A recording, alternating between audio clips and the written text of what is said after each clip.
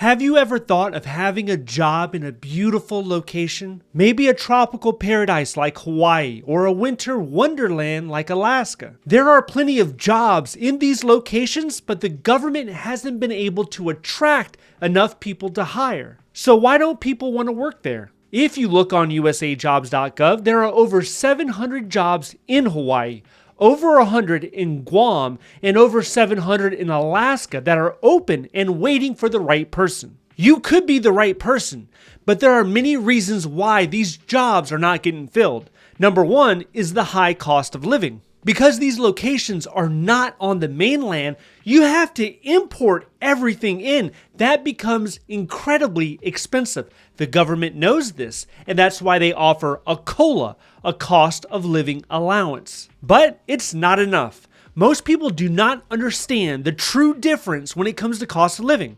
Let's say you live in Chicago right now. You want to go to Hawaii. Well, a gallon of milk in Chicago is $4. Compare that to $7 in Hawaii. And I hope you don't like bananas, because the price of bananas are 87% higher in Hawaii. Many people are still accepting a government job overseas without truly understanding the difference when it comes to the cost of living. Can they afford it? After a few months, many people find out they can't afford it. So they have to come back to the mainland. This is a huge problem, especially if you accepted a recruitment incentive, because you got to pay that back. Number two is the lack of housing. People accept a job and then decline it when they cannot find suitable housing in that area. Let's look at Alaska, for example. There's a place called Barrow, Alaska. It's on the tippity top of the state. The place is tiny, but there's still an airport there. This announcement is for a TSO in the Department of Homeland Security at that airport. It will pay you up to $90,000 a year. And it's not just that. There's a sign-on bonus of $15,000. It's paid during the first 12 months of the job. Most people can do this job. It might not sound like a bad deal, but let me ask you, where are you going to live? If you want to buy, you have three choices. None of them look that good. And if you want to rent, well, then you have no choices. There are no rentals on realtor.com. And yeah, maybe there are better websites to look than realtor.com. Maybe you can jump on a Facebook group and actually find some rentals here.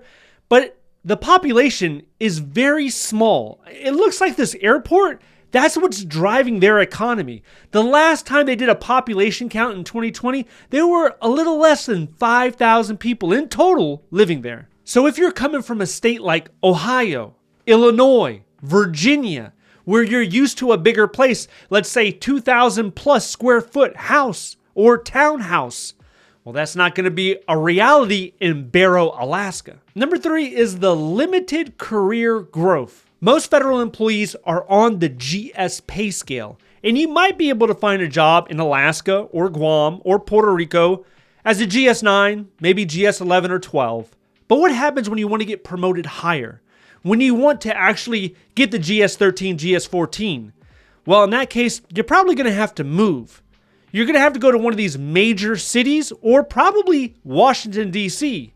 Now, D.C. only has about 15% of the total federal government jobs, but it has a large concentration of GS14s, 15s, and executives, SES jobs.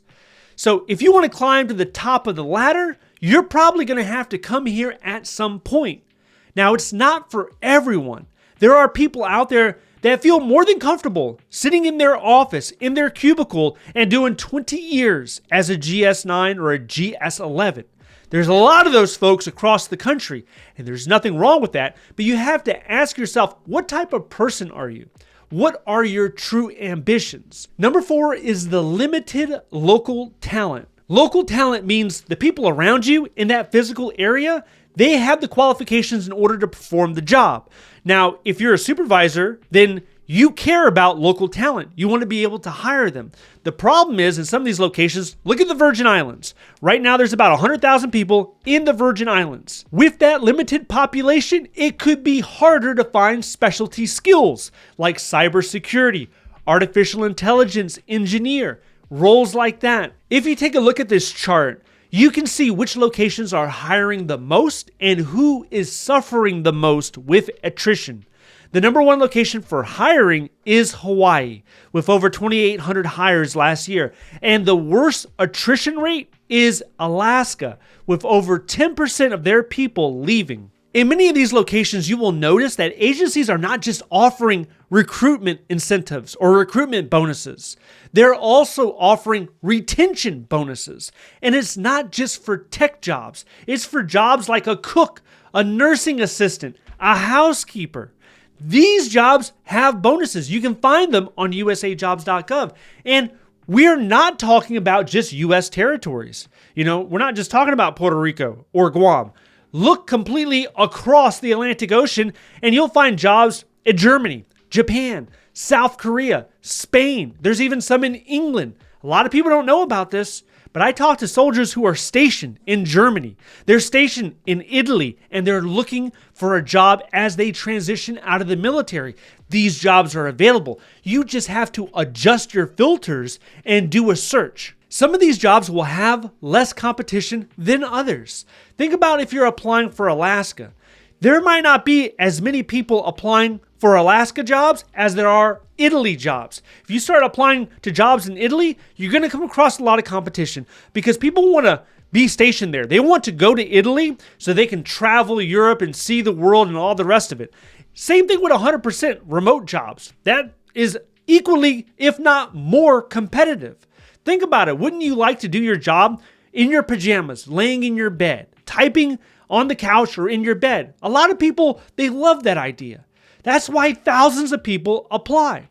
Now, just this past 12 months, I've helped probably close to a dozen people attain 100% remote work jobs. And the first thing I talk to them about is what is your expectations, right? Because you have an idea that a government job should take 3 or 4 months. That's the average. It's about 100 days. In this year, it was about 100 days on average. But for a remote job, you have to push out that time horizon. We're not talking about 100 days in most cases. Can you wait 12 months or even longer than that, consistently applying, getting rejected, or even getting interviews and then not hearing anything back? Are you mentally prepared for that? Because if you are, then wonderful. You probably can get a remote work job. For you to stand out and to increase the probability of getting that job offer, it comes down to your resume. Is it competitively structured? Does it communicate your value? Is it relevant to the job announcement? Now, if you're in the situation where you're looking for more of an entry-level type government job and you want to understand what GS grades should I be targeting? What is entry level? What does that mean in the federal government? If you're interested in that, I want you to check out this video next.